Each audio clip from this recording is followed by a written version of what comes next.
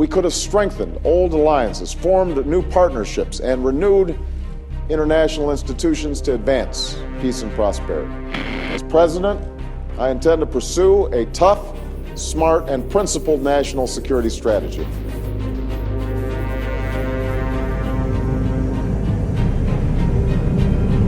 Earlier, the top Iranian diplomat held fresh three-way talks with the U.S. Secretary of State John Kerry. Where is anything good about this deal? What if they're not sending weapons? What if they're just sending money?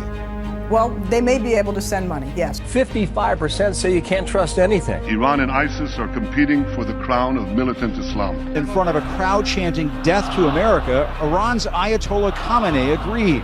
Sectarian fighting intensified in the streets of Yemen. Houthi rebels who drove out Yemen's U.S.-backed president. The situation has gone from bad to worse. The fight against al-Qaeda in Yemen flares into what looks dangerously close to all-out war.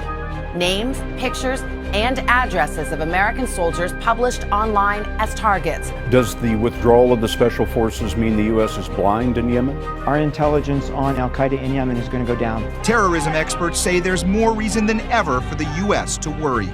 Fighting between Israel and Hamas. We could see Hamas rockets going up from Gaza, air raid sirens sending Israelis running for shelter. Even if Israel has to stand alone, Israel will stand. Efforts to train Iraqi troops to fight ISIL are falling short. 63% of Americans are disapproving of how President Obama is handling ISIS. Is this just another sign that the entire U.S. strategy here is falling apart? Grabbing territory and executing innocent people? President Obama has to know his ISIS strategy is failing. We've seen ISIS grow to who they are today under that administration. Sweeping up towns and villages and threatening the very gateway to neighboring Turkey. They called it failing. They said he needs to find a new course. A former U.S. counterterrorism official calls the Obama administration's strategy against ISIS, quote, half-assed. What do we do now? Al-Qaeda is not on the road to defeat. Al-Qaeda is on the march, not just in Iraq, in Syria, in Libya. And one of the things that I intend to do as president is to restore America's standing in the world.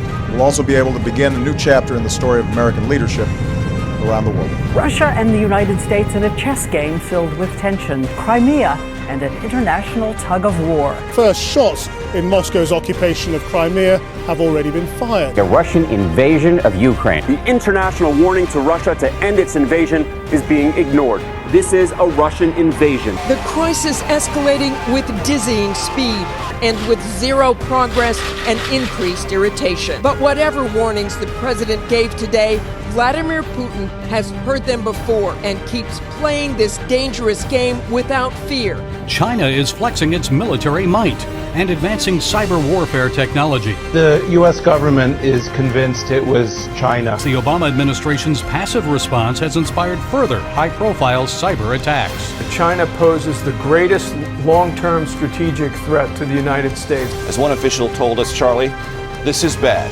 North Korea is estimated to have deployed more than 800 ballistic missiles. North Korea warned of a preemptive nuclear strike against the United States. We know they have nuclear weapons. They're trying to miniaturize them so they can affix them to a missile. Continuing to consolidate military power. The vow to engulf Washington, D.C. America is stronger, more prosperous, safer. We have an active shooter currently on Fort Hood. Shouted Allah Akbar as he shot. 13 people killed, including a pregnant soldier. President Obama has called the shooting troubling. Something just blew up. There's multiple people down here. More than 100 people injured. Ground shook. You could just feel it going down through you. Oh my God. Federal authorities have characterized this as a terrorist attack. After 4 Marines were killed in a brutal shooting. Chaos and carnage was unfolding when a man opened fire in an Army recruitment center. This is a sad day for the United States. It was one shot and then it was just endless shots. We're carrying this as a mass casualty incident. And we have yet 11 plus million people unidentified in our nation. The U.S. Attorney's Office have recently arrested an alleged terrorist in Texas. The rapid influx of illegal immigration has strained the Border Patrol. I think what we've seen is a lack of policy, a lack of, we're in free fall. And do you know what voters in America agree? They feel less safe. They feel like they're the devastation of the promise of the Obama years. Over 6 years, America's receded from leadership in the world. Afghanistan, backsliding. Iraq, obviously backsliding. Libya, a mess. Syria, a complete chaos. Well, I think it's a result of several years now of a foreign policy that seems feckless. Change has come to America.